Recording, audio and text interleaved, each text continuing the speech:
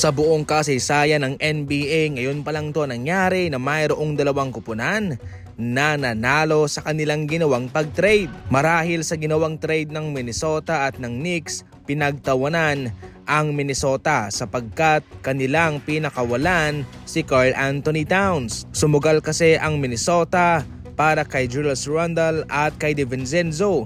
Sa puntong iyon, parang mas mabigat, parang mas panalo pa ang Knicks sa ginawa nilang pag-trade. Ngunit ngayon mga idol, pagkatapos lamang ng ilang buwan, parehong pasok sa conference finals ang Knicks at ang Minnesota at definitely hindi maisasantabi ang isang posibilidad na baka maglaban pa sila sa NBA Finals. Si Karl Anthony Towns nag-click ang kanyang koneksyon para sa Knicks.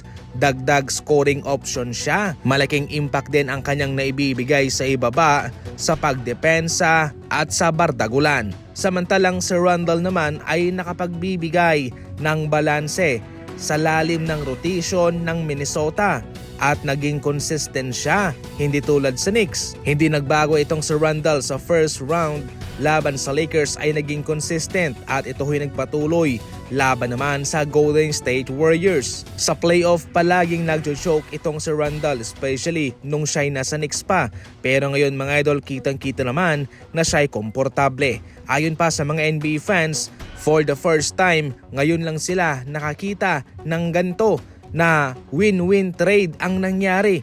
Nakapunta pareho sa conference finals. Bakasyon na para sa mga team na hindi nakapasok sa playoff at sa mga kupunang nalaglag.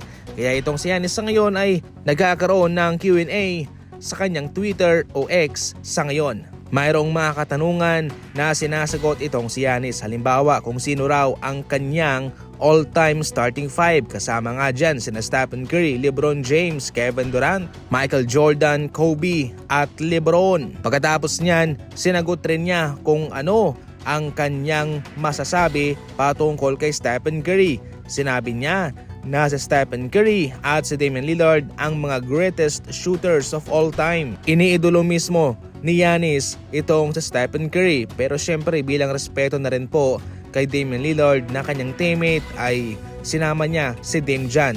Pero in terms of shooting, kilala itong sina Stephen Curry and Damian Lillard bilang mga greatest shooters of all time, especially sa ngayon. Ngayon, patungkol naman sa mga umiikot na mga trade rumors, definitely si Giannis lang ang nakakaalam kung ano ang kanyang gagawing desisyon, kung ano ang kanyang gagawin sa susunod na yugto ng kanyang paglalaro sa basketball.